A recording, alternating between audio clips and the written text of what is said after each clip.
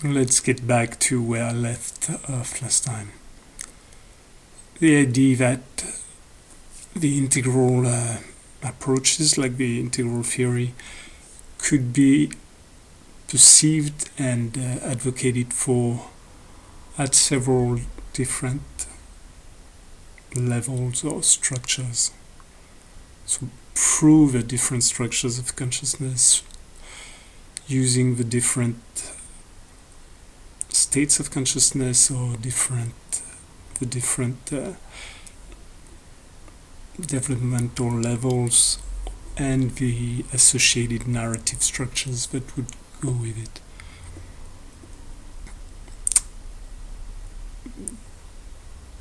What we saw was that you could have an archaic integral theory, a magical integral theory, a mythical integral theory, mental integral theory, and an integral theory, then post-integral, transcendental, and all that.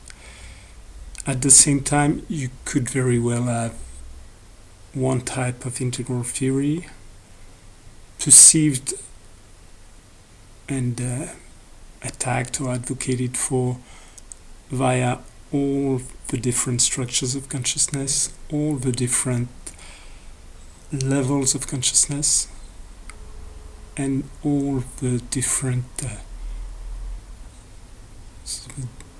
levels of consciousness being what Wilber would call the different levels of growing up, and via all the different narratives associated with it.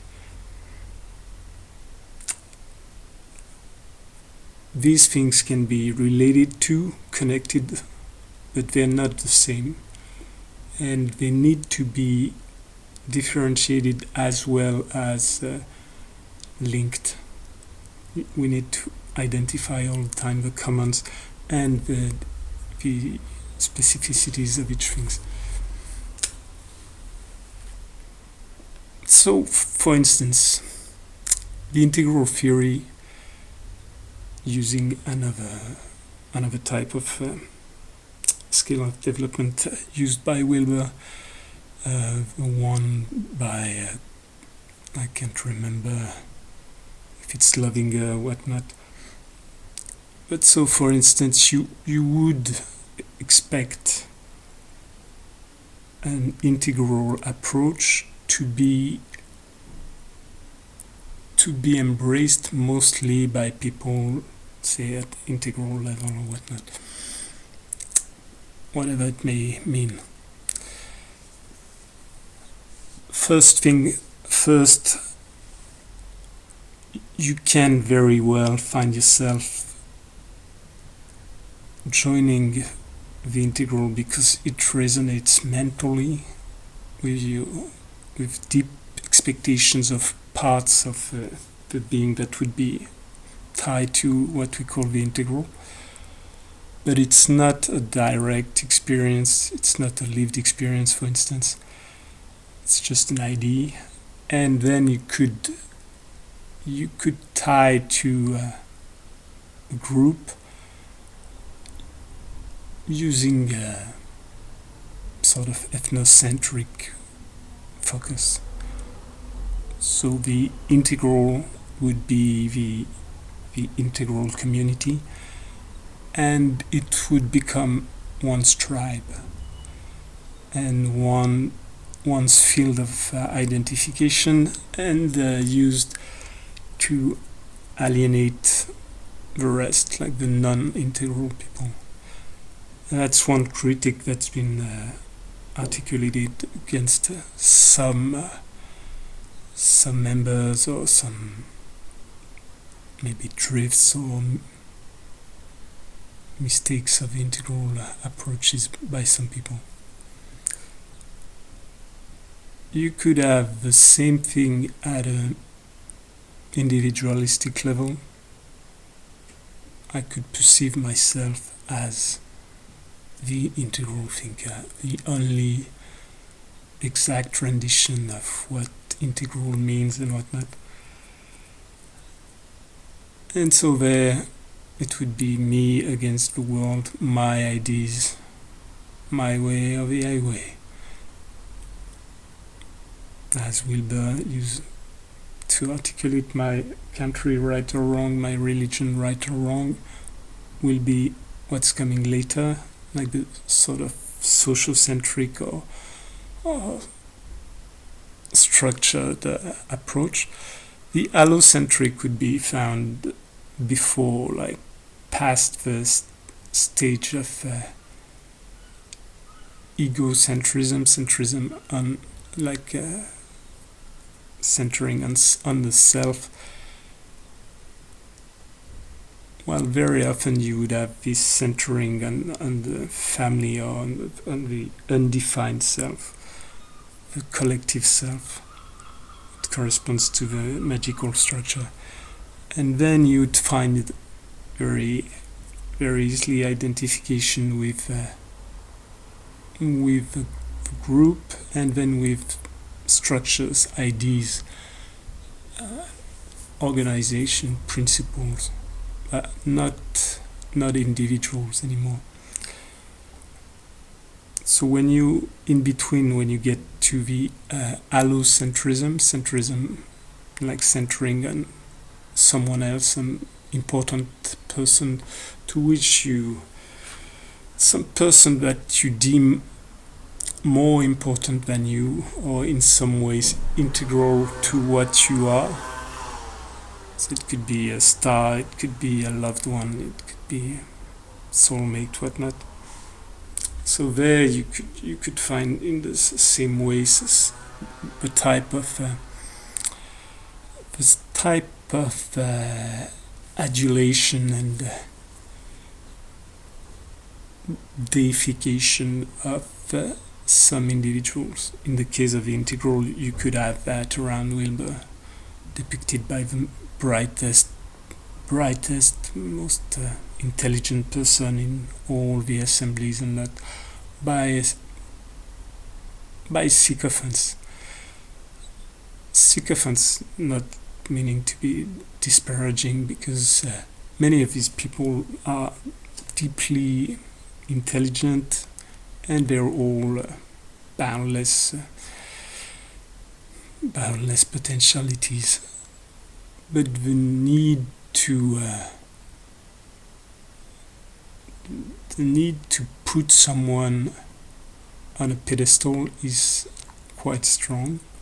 And if you heard a voice uttered words that deeply resonate with a deep yearning of your being or your soul, it is very easy to mix the message with the person, and to make the person the message. Then later it is in exactly the same way. It is very easy and tempting and natural to assign the crimes or the flaws, shortages of the messenger to the message. So in the integral world, for instance, people that are deeply controversial, like Mark Gaffney, for say sexual relationships or whatnot, would be either like put on pedestals and whatnot, or thrown to the trash. Meaning you throw the work and all potential ideas expressed by the person to the garbage, due to the association of message with messenger. And it is very difficult to avoid this, like we've seen this like very, very deeply during the Second World War. My take also is the way we do that is very naive in some ways, because we tend to do that from the point of view of self-satisfaction. We, the good, see evil in those monsters in front and can confront them, but we do not see these same monsters into our parts. We do not see the semblance of the Trumps, whomever you're disparaging. We do not see them in us. And similarly, Western culture, it's changing very fast now because it's in some aspects, or at least locally in Europe, it's crumbling into pieces.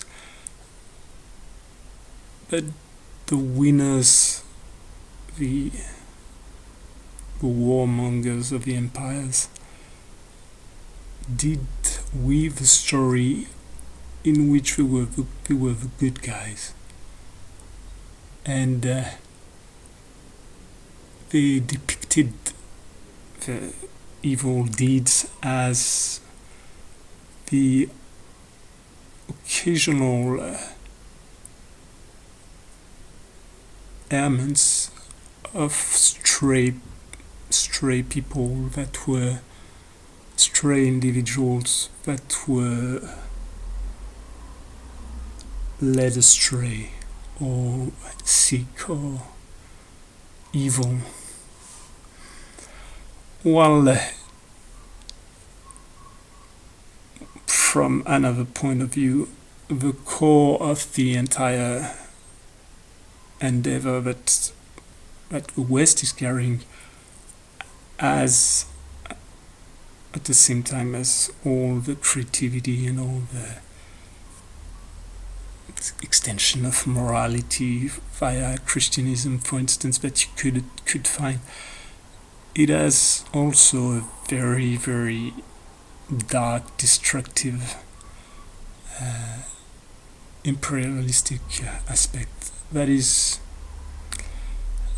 can be negated only from our point of view, and from our point of view only if we embraced it. If you've lived on the margins or beyond, you've been crushed or pressured deeply by the great machine.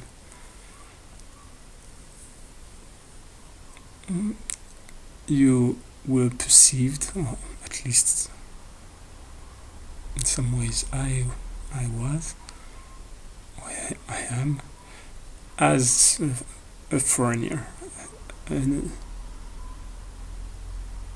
external aspect, an external body that's inhabiting a collective structure that identifies itself, and you're not of it. So one other aspect, the tribe aspect. The integral approaches can become more deeply integral if they start to embrace other points of view on themselves. So I mentioned many times the absolute necessity of seeing oneself, seeing one's ideas from the points of view of us. It doesn't mean that you betray your ideas due to the validity of the arguments you hear in front. It needs to be a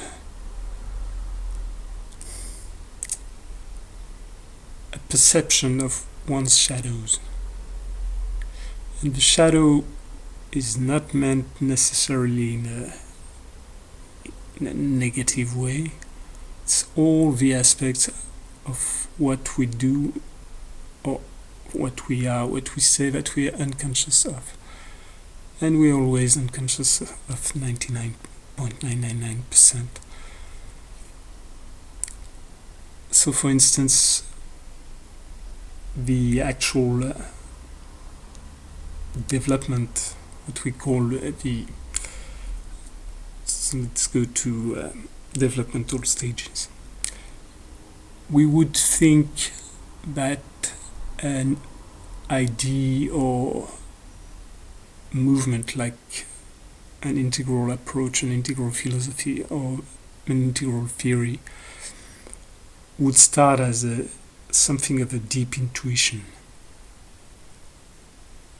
some magical feeling that all things, all is found in everything else, all is connected,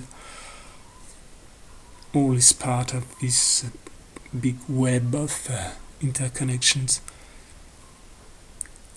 But at first it's not even explicited in this way. When we develop an idea, it means in our time that it's becoming more and more mental, more and more rational, more and more structured, organized, defined. And we will take, or at least critics will take, any obscurity, any lack of accuracy, any lack of consistency in the arguments, of logical coherence of the entire system as proof of its weakness. So any depiction of, say, the integral in its magical stage, even more in the archaic, but in the archaic there would be no depiction really, and no integral that could be differentiated from anything else.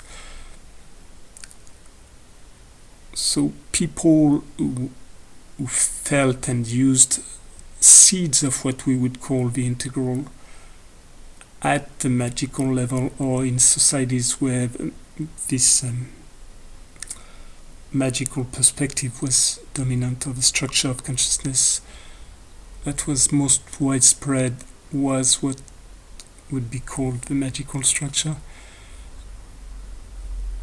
They would be oftentimes debased or diminished by the rational integral thinkers.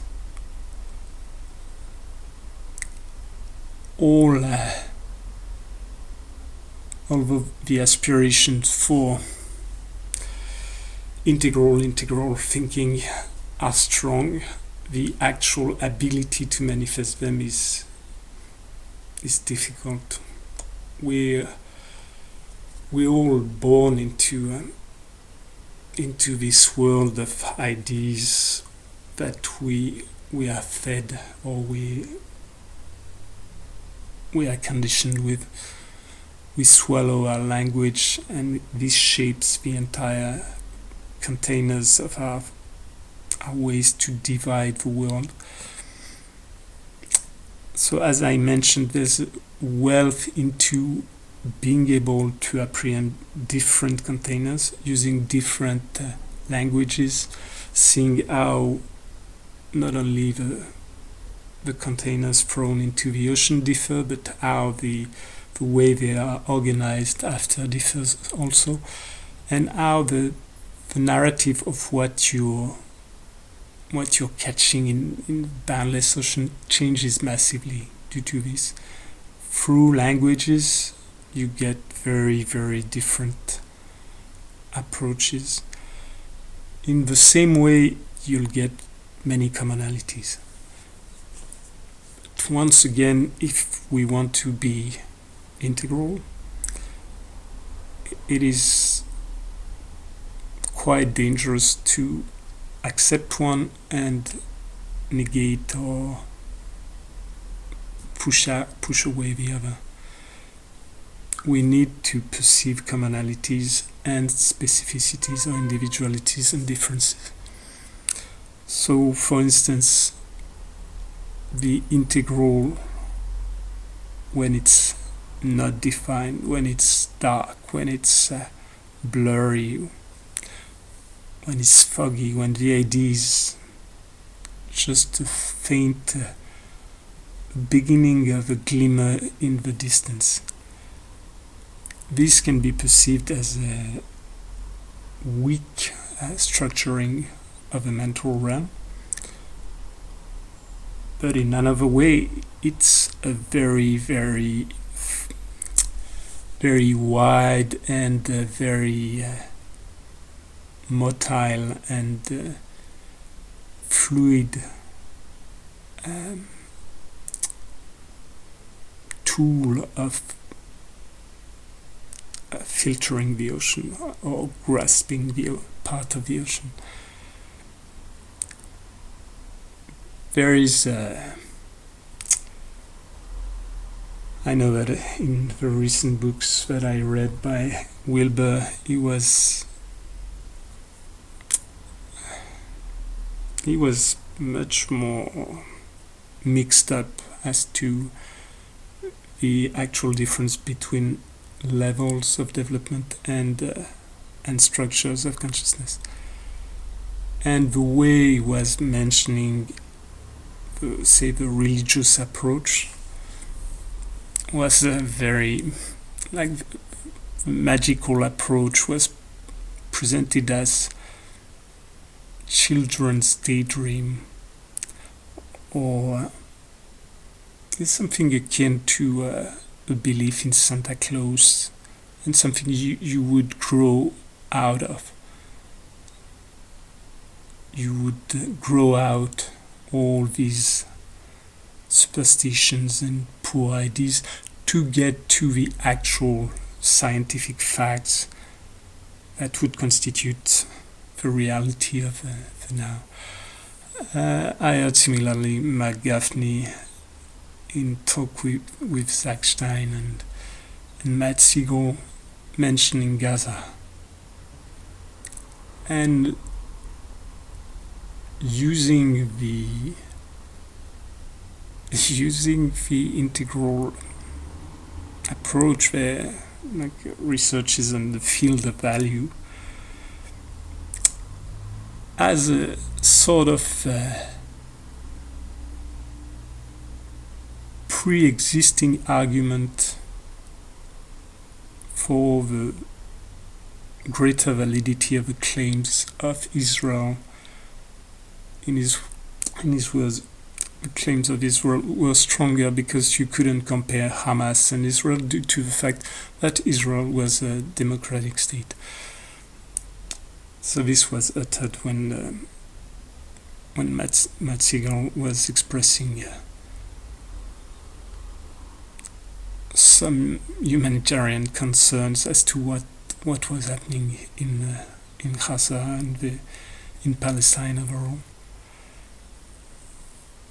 And so there, once again, you get something quite dangerous. You take the garb of the integral and you advocate for your tribe. There is no... You can very well, I described that earlier too. It's no problem. We are made of many layers, many parts, if we zoom in sufficiently. When you get to the pluralist relativist approach, you're made of many lineages, many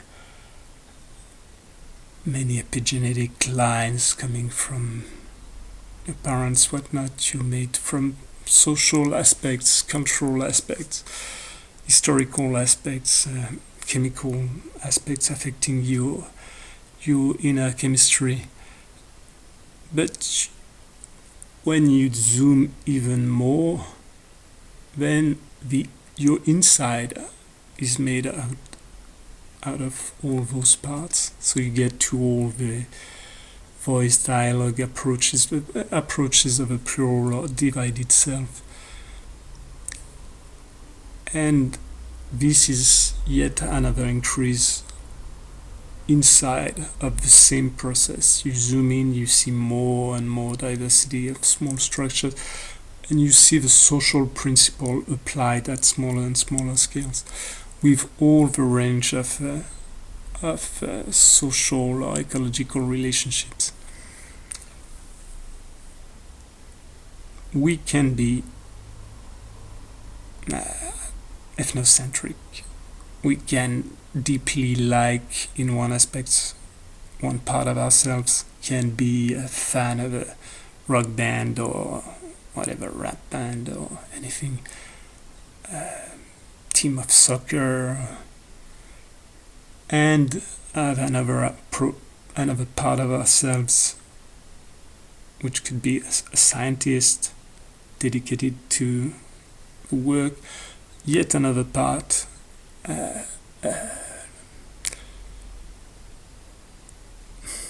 corrupted or with vested interest into a social system due to the fact that, say, we need money for our research, so we need funders, and to have funders you will have to compromise.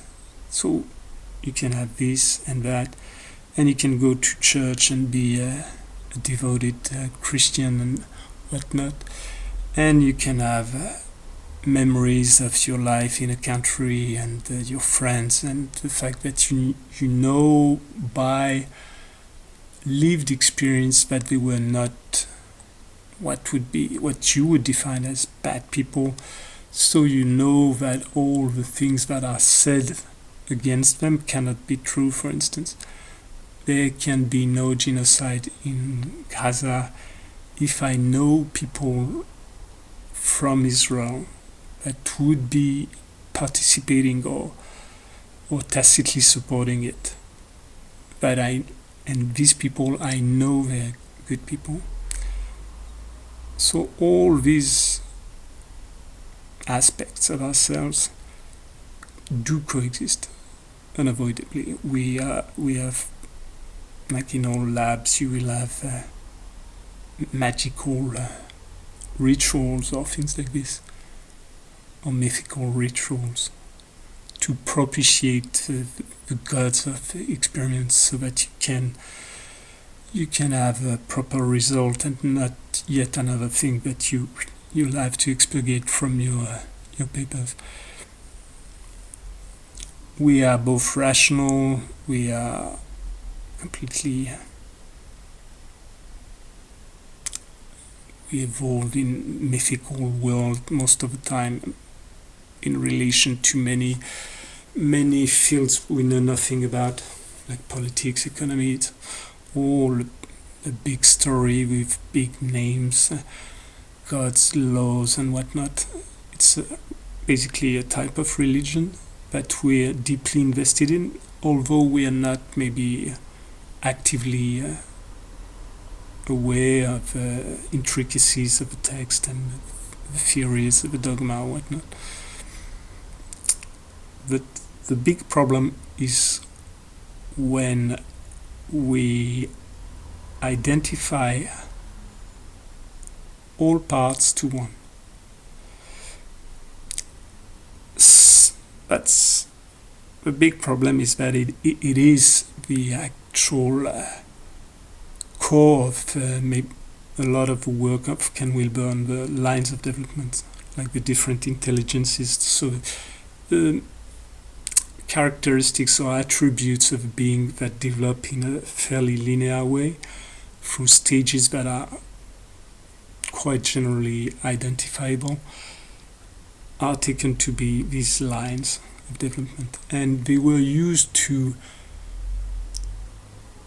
explain and predict and help navigate the fact that you can be a very high level spiritual teacher and practitioner, and at the same time be a child in financial aspects, in social interactions, or be maybe even worse in sexual relationships. If you have absolutely no experience in a line, so in a field, you were stuck meditating in a monastery with repression as to sexuality and whatnot during all your teenage years, but yet this part of yourself, this sexual instinct, is still existing in you, although in a repressed state. You move to countries like the US where the overall culture is very different, and you move there at a time when sexuality is emphasized and pushed to the forefront all the time, and you find yourself from your life as a nobody or as a part of a big machinery of the clergy of one area, and you find yourself with much more freedom,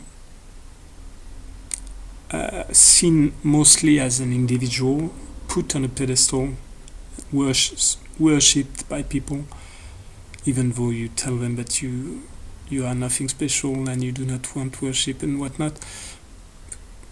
You'd find the case with Krishnamurti. You can be adamant as to the idea that you are nothing special and people should not worship you but should find in themselves the part that resonates with what you're expressing. It will not change the fact that many of us would be looking for surrogate fathers, mothers, brothers, ancestors, and whatnot. And all the parts that were missing or wounded may express themselves in things that we maybe could call pathological ways. But so Wilber saw that in all the 50s, 60s, 70s. So he didn't see that directly, maybe till the 60s. But this was a very obvious problem. The fact that you cannot be a master at all things. And it's not because you are very good at one thing, very deep understanding in one field, that it applies to all of us. Quite often in a specialized world, it is rare to find people who are able to transpose some of their skills to other domains. So now the big problem is that we find this issue of the lines applied again. There the lines could be equated to parts of ourselves. And you find or you hear or read a lot of the integral community expressing things in a way that can be interpreted as a complete loss of this idea. Because I am in one aspect of my mental life an articulate advocate of the integral realm, then I will extend this badge of validity, this ethos, to other opinions and ideas that I may have in parts of my life that are completely different, or in fields of inquiry or fields of knowledge or practice where I have barely any level. So I may have a deep experience in movement arts, and I may start playing tennis, and I could see some points, some things where my knowledge in other arts could apply. but it will not turn me into a pro tennis player. I would still be an absolute beginner. The same would go for, say, you can train martial arts for years, and you can have a deep understanding of many aspects of it. Then you can go deeper into the internal intricacies of it. But you've never fought, or you've never been in. You're not a street fighter. You're not a pro boxer. You're not a military person.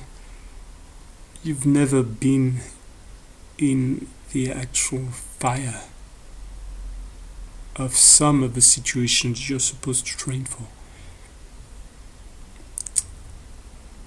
And so it's good to know what your actual field of competency lies in.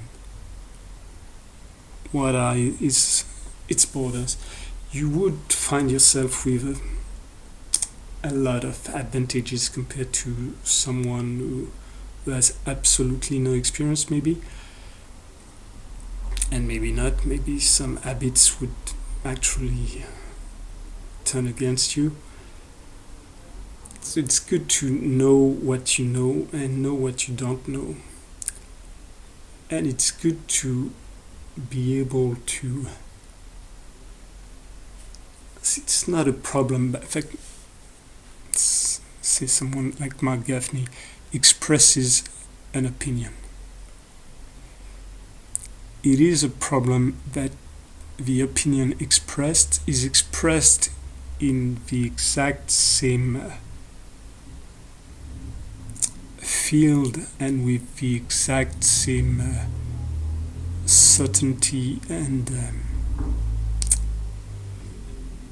aura of validity as the work that was expressed directly before. It's very, very common drift. It's not something specific to one person. We all do that in some ways. But the more influential we become, the more detrimental it becomes too. It's the same way. It's difficult to face our inner demons, since they may well be parts of ourselves that are not directly accessible to other parts.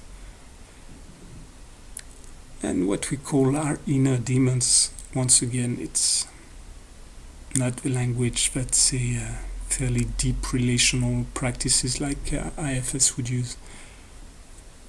In IFS, you have this idea that all parts are welcome. Some parts are burdened, some parts have done horrible things, which means that the entire society has done horrible things. You see that at the individual level, and you see that at the collective level. At the collective level, the Western world has more crimes, maybe, than the Romans or the Mongols, which had a fairly good score. The modern industrialized Western world may be continuing the impetus of what was started by the Nazi. It's not started, but amplified by the Nazi regime. In our war against life, we're gassing and eradicating by the billions without batting an eyelash, without a tear, apart from the complaining weaklings at the fringe of societies that are complicit with the enemy in lowering the rank of our nation and the competitivity of our agricultural system and economical model, for instance. So you have all these very complicated aspects. Then you have a life. Each layer, each level could be expressed in many, many different ways. If you have only the integral theory as it is, as a block to make sense of the world and whatnot, it would be a very, very poor approach of the world. The integral layer would be more an ability to change the lenses through which we see the world, and an ability to adapt the lenses to certain needs and to make sense of all the different perceptions.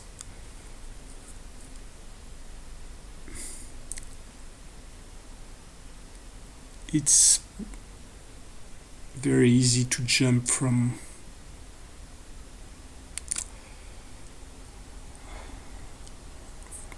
one thing to the next. It's very easy to start to see all the destruction, like the sheer level of mad stupidity expressed in the destroying one's own world, the beauty of it, the potentiality for more life and whatnot. If you perceive this, it's very easy to go from the, say, integral or like the rational, then pluralist approach, or even mythical or magical approach. You perceive the depth of something, and then you see people just coming and destroying it, crushing it, or just soiling, desecrating it. It's very easy from there to go to the next stage, which is these people, these cultures, the entire thing that's associated with it is evil, is monsters and so on. If you go deep enough into the history of most of the human groups, you will find things that are very, very debatable. The big killings of buffaloes using cliffs and running them there to provide for food is a very effective way of hunting. Seen from the buffalo point of view, it's mass slaughter. The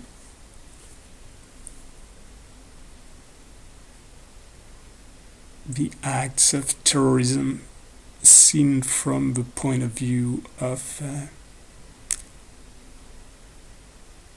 an ethnic or national party fighting against the occupant can be seen as resistance, or can be seen as an act of war, or revenge for prior misdeeds or crimes committed against us. From the point of view in front, it is terrorism, it is mass slaughter, or it is bloody massacre. And then you go from bloody massacre to mass slaughter. You lose a few grains, you lose part of your crop, or you lose all your crops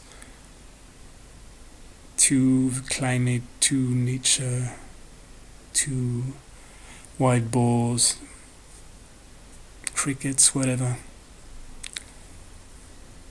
This endangers your life, say, or the economy you depend upon, and then this becomes your enemy, this becomes the monster you have to eradicate,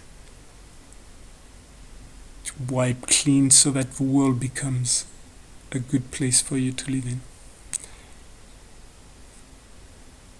You need the land. Unfortunately, you have people on the land, and you know there's no way you will easily cohabit on an equal footing, notably because it's not your plan. You want a country for yourself, you want a country for your religion, for your ideals, for what's good. So when you are weak enough, you ally yourself, or you trade with these peoples you'd want to see gone. And when you're strong enough, you wipe them out, you exterminate them, or you just try to make them go, like what's happening now.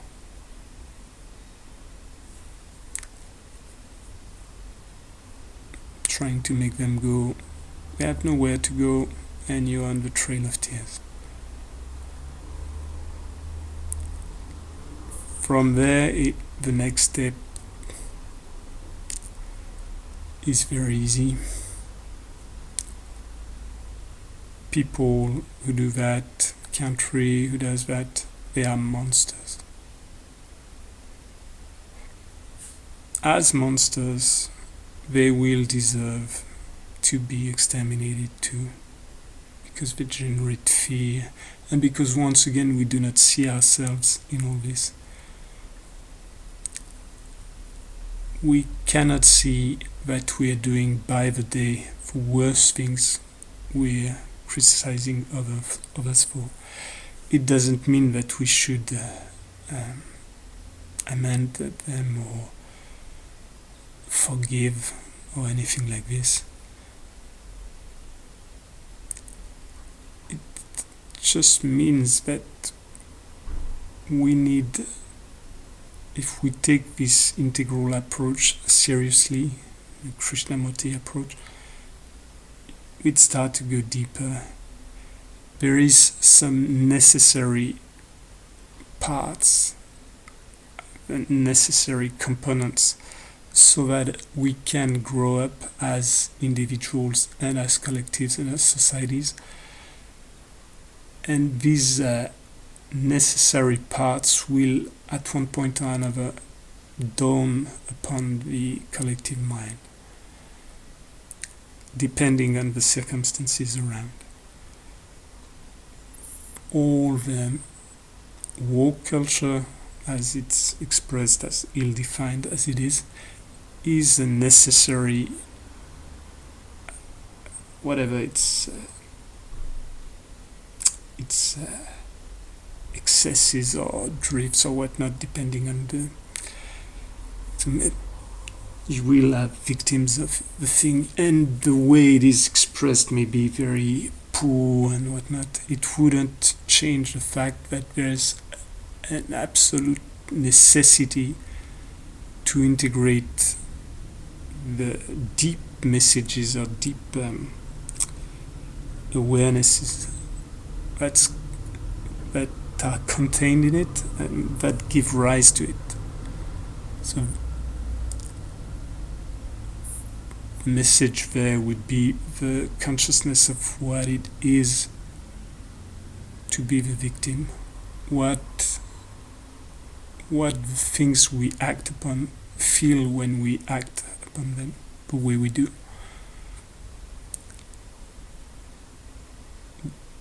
Similarly, new circumstances arise, or consciousness looks at other through other filters and sees other things in the world, and the necessity for ruthlessness, brutality, and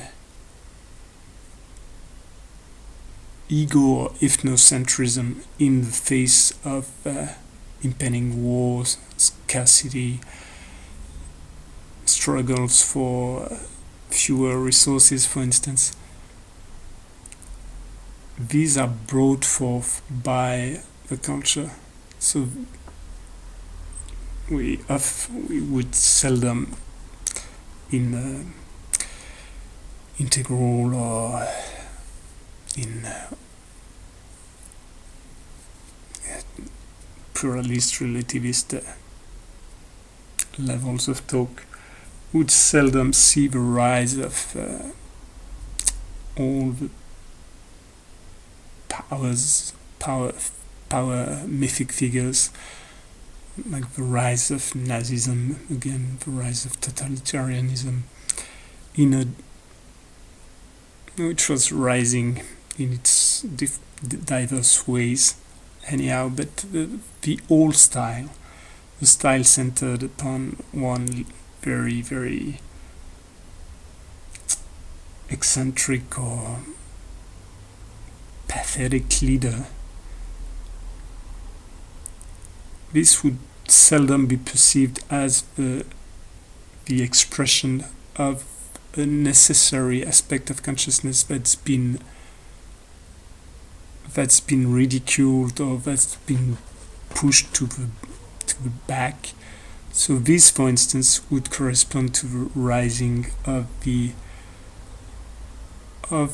physiological, or more than the physiological, because physiological is actually destroyed this way, but the in Maslow's pyramid, which is a poor depiction of Maslow's actual ideas, but in Maslow's pyramid, this would be the reawakening of the bringing forth to attention of the safety structures, safety level, safety needs, safety, belonging, maybe even physiological needs in some aspects, or self-esteem. If you say, if one part of the society that's made of parts needs deeply to validate the fact that it has been oppressed and mistreated or exterminated or tortured or whatnot, once it rises, once the voice comes closer to the seat of consciousness and can express its truth that has been silenced for a long, long time, it will try to yell it, which is all too natural. And it will try to push or to force others to accept this truth by pushing it into the other's eyes and throat. Let's say a lot of the others, say if you're in the US, for instance, or Canada, you'd go to trailer parks and you'd see people that are called white trash. So white trash, you're basically poor, nothing, and white. So you are associated with the oppressor class, while you have the actual status and wealth and power of the lowest of the lowest. When people start pointing the fingers at you and telling you that you are the oppressor, you are the power, you are the wealthy, and so on, it may prove difficult, because you know it's not true. You've lived it, you've seen your parents, your grandparents, you know it's not been true for any of us. So out of that, in the same way we saw before for the wars, you'll think that it's a lie. Someone is saying something you know is not true through direct perception, direct experience. If the person keeps saying it, you will know for yourself that it's a lie. Matter there is that what the person says in front may well be, in all aspects, absolutely true.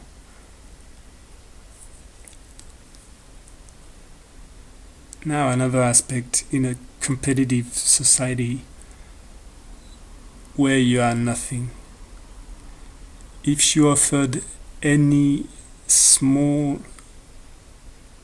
component of the construction of a self-image that would be less negative than the one you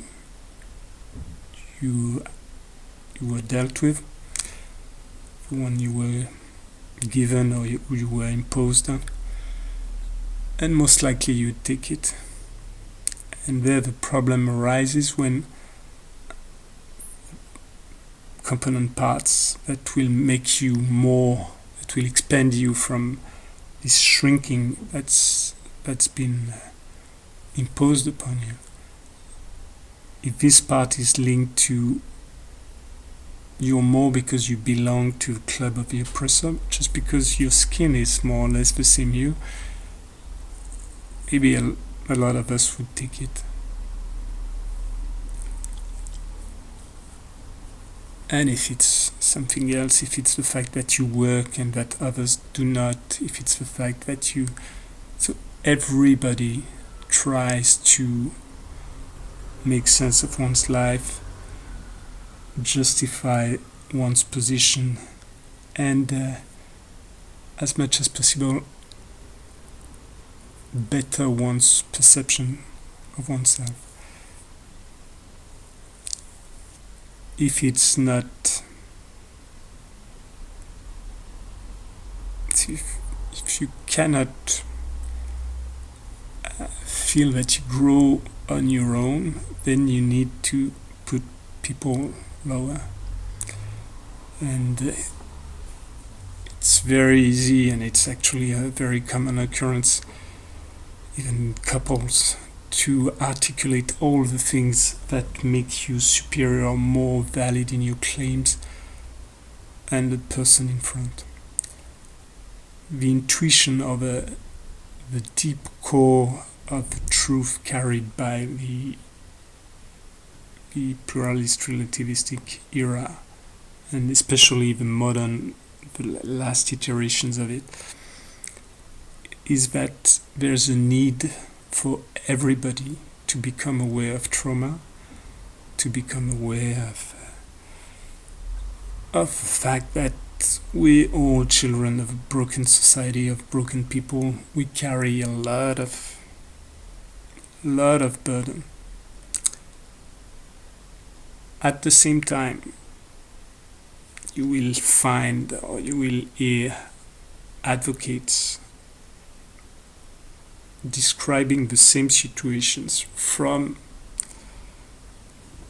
what Wilber would call a higher level of consciousness, or from another structure of consciousness in the idea of Gebser. And there they would describe the same situation which is a necessary and true statement of the fact of the world, that everybody is broken, born from broken cultures, broken societies. The dominants are completely, maybe in some ways, more broken than the others, because you can break people, as seen in school, in three ways. You can break them down, you can break them by making them nothing special, making them invisible in the norm, and you can break them by putting them up, like instead of slandering them, you're just telling them they're the best and this. but they know it's not the case. They're not built. They know that most of the sentiments that are expressed are false, and they start to live in this world of deep insecurity where you need more and more and more and more power and resources and whatnot to try to fill the boundless gap created by the lack of love, the lack of deep relationships, the lack of trust, and so on. Now, the same would apply for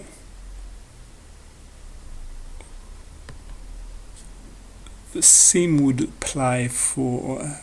consciousness of practicality, for instance, or the consciousness of fight or flight relationships. If you are not, as a society or as individual, at the level of consciousness where you can accept one's death and pass on life to the person who will take your life, take your place, and you enter periods where you know, because you carry the story, but because also everybody around carries the story, you know that it will be a fight for life. If you do not reawaken this layer that's always there, of the awareness of self, the egotistic and the egotistic survival mentality, it will be very difficult to actually make it. So there's at least to physically make it. So the demeaning and the debasing of the war mentality, or the people that were strategists that were described as warmongers and whatnot, while some of them were just basically perceiving a bunch of kids with ideals and absolutely no idea of what game was actually being played. When they are not silenced and despised anymore and rise to power again, they become very, very harsh. And there again, the matter is that a lot of us put in situations where you would have food for just 1 and 10 fighting. Who knows what choice we would make? The problem is not that you end up fighting and killing and whatnot to survive. This can hardly be judged. The matter is when you delude yourself into knowing that you wouldn't do this, and as soon as things start to turn ever so slightly rough, you show another part is expressed that you were hiding completely before, and then you show what people would call your true colors. Your true colors means nothing. When someone shows his worst, his or her worst, it's not what the person is. It is the worst that herself and the others in front and the entire conditions and medium around made available for her to express. It's the reverse of Orland Bishop's approach of what can I be so that the other can express and become the best aspects, his or her best aspects, or its best aspects. So this is, what can I do, what can I say, what can I be so that the other can display its worth. It's more the aspects that, when seen in front by the same person but applied to itself, would be perceived as the most monstrous, most cowardly, and this is all related to fields of value, but basically it's the perception of a shrinking of what you are, strongest shrinking of what you are. So anyhow, these are all a few ramblings on the theme, and the display of what it means to apply a system like the integral theory to itself, and to do it sufficiently so that it displays all the, like if you go past the myth and the archetypes of the integral, you go to the rational and you start to actually analyze the systems of integral thinking and whatnot, and the ecosystems. It defeats some aspects, it will divert energy from some aspects, it will provide some potentialities while diminishing or making others less possible. And then when you get to the pluralist approach, you see all the depth of the criticisms, the deconstruction of the integral,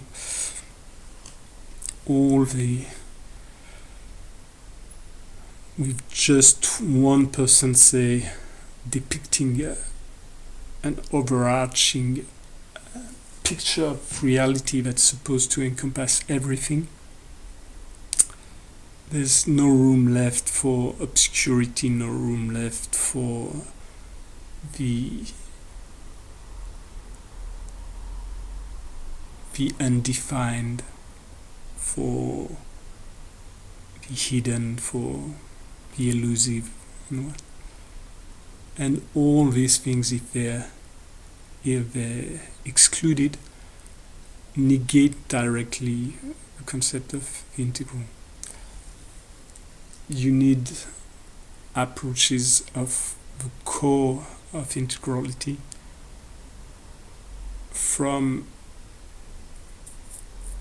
so you have approaches of integrality that are expressed directly through religious thinking, for instance, or directly through all levels, because all levels have a life of their own, they have a diversity of their own.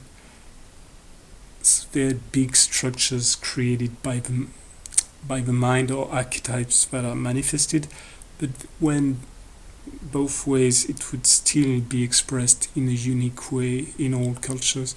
They're not necessarily linear, like the idea that it's the magical approach is weaker or more infantile compared to another, is very, very different, for instance, from what Gebser deems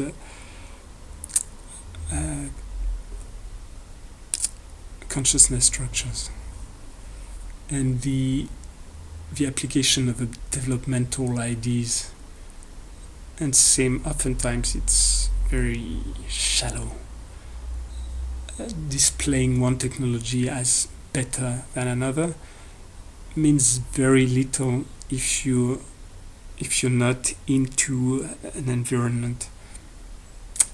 Nuclear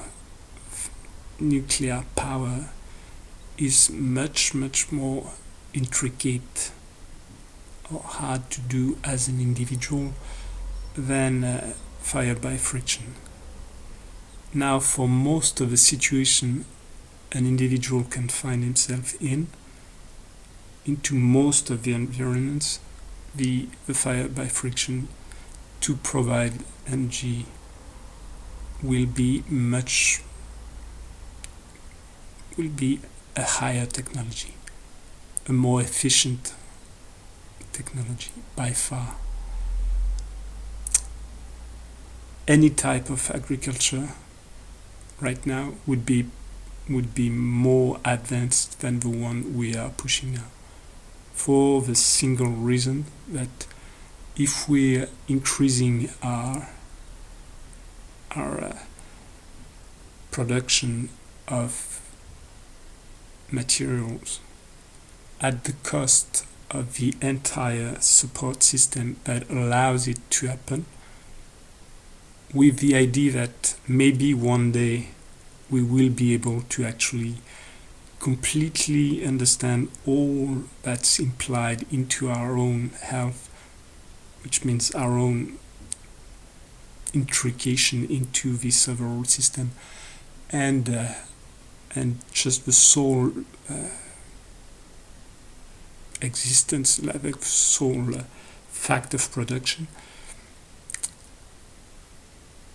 Even if we were able to account for all this, the idea that we would have the knowledge, the resources to take all this in charge and replace all this to a point where it would somewhat balance itself over, be it even centuries, is right now a pipe dream. We, like big tech agriculture, is not going any closer to the resolution of any of the problems that are faced. Basically the contrary.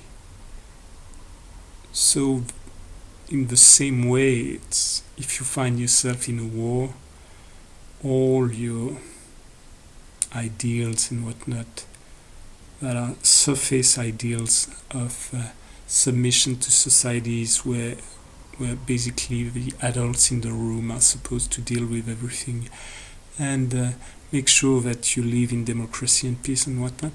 When the goings get rough, the figures that will emerge are the ones that are most suited to these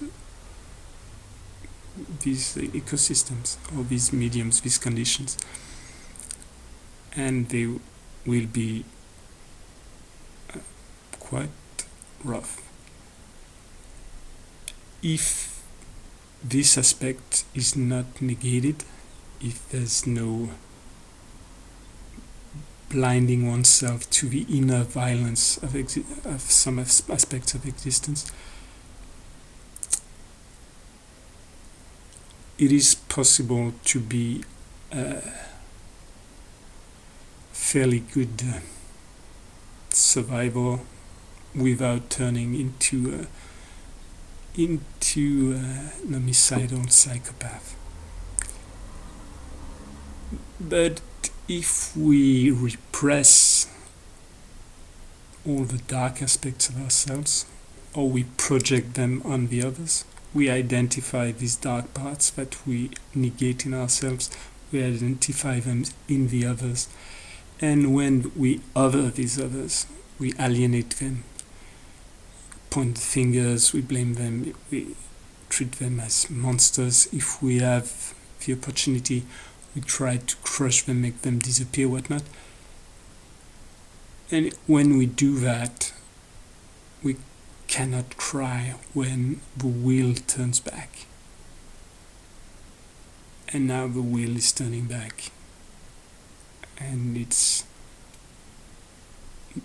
in some ways, it's absolutely necessary that we embrace the integrality of the causes, without which there will be no way forward. And same if we get stuck into the narrative of the good was prevailing and we were just about to see peace on earth and all that. And then all of a sudden there's the descent into hell due to the arrival of all the bad ones. This is child still. We lived in a very, very rough world, which doesn't change the fact that things are happening at levels that are not material. So you may have a presidency like that of Obama. In practice, there's nothing glorious about it, or very precious little, at least as far as the American empire is concerned. In many ways, it paved, this presidency was perceived as a betrayal and paving the way for Trump's first arrival next. But in the narrative structures, the nice talks and whatnot, the articulate ideas, and they may well be complete bullshit made to obfuscate all the madness behind of maintaining an empire, but still they still add an effect, and they still add some sort of a value, independent of the actual reality of what was happening at that time. Whatever Obama was. And the same is true of people like Trump, for instance. Trump may be felt by many as being more down to earth, because more based on a practical idea we will have to fight. The system put us completely in the hands of financiers. We're completely bankrupt and whatnot. So we will have to take hard measures to organize, balance all that, to make sure that we have enough. So to make sure we have enough, we need to limit the number of people with whom we share, to make sure we retain a modicum of identity. We need to segregate others that are becoming whatnot. You can find many reasons why people would find it appealing. But then the problem with people like this is whatever the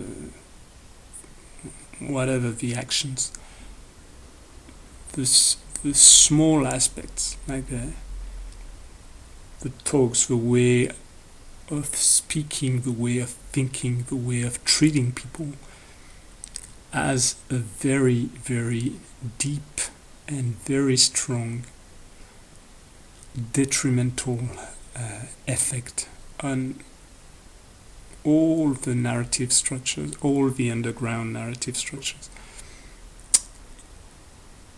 Children see us and they take us as examples, like grown-ups. If this is the most powerful man on earth, you feel an appeal. If you're small and you're oppressed, then it's the old Paulo Freire approach. You take as picture of what it is to be a man. Your oppressor, but there it would be the oppressor, the arch oppressor, like the emperor of the strongest military empire still prevailing now. And one way or another, parts of you that are striving for status, for power, for the ability to defend themselves, it will be called towards that, towards this way of treating people, this way of talking, this way of behaving. And what it infuses the world with is very, very detrimental, very dangerous. It's somehow the same as what was found with what they called wokeism. Whatever the content, to me, is vital, but the form was oftentimes deeply inspired by the same cultures from which people originate, which is the modern culture. However, they may have deep roots into old cultures, but most of the people are at least as much Western Americans now, or like Western industrial capitalist consumerist societies now as they are Seminole or Lakota or whatnot. So they carry the same baggage and the same way of dealing with things. And by especially younger people in universities and whatnot, if you answer to alienation, you answer to segregation, you answer to criminalization, to the deep othering, to mass, maybe not stoning, but mass abuse, is to mimic exactly the practices and apply them, not even in person but through the digital means, to the ones that now you see as the enemies, even if you're actually completely right, even if the person in front has done the worst things. But this whole idea that you get from the integral and post-integral lived experiences, if you take the language, the tools, the garb, the strategies of your enemy as your own, you will grow in yourself the thing you despise the most. And that's very difficult. We all grow, we all feed the parts of ourselves that echo our worst oppressors. Trying to get rid of these parts is not a deep game either. Trying to unburden these parts and make peace with them and find restorative justice and things like this, regenerative justice, find regenerative ways of providing for our own survival without destroying all the others. These are deep endeavors. All the regenerative, all the restorative aspects, all the longer lasting aspects like you find in permaculture, for instance, these are meaningful endeavors. If we do more of the same, if our answer to alienation is to cancel, to ghost, to whatnot, we do not need the enemy. We have become the enemy. We have met with the enemy and is us, as Pogo used to say. And so, in these times when we will descend faster into darkness, any potential glimmer of hope and light, which is always present, will come from our recognizing that we have not only the bad ones and so on, but we have fed this in ourselves. It's not, and once again, it's not a game of debasing or bashing oneself. These things are, the game is not easy. But anyhow, that's it for now.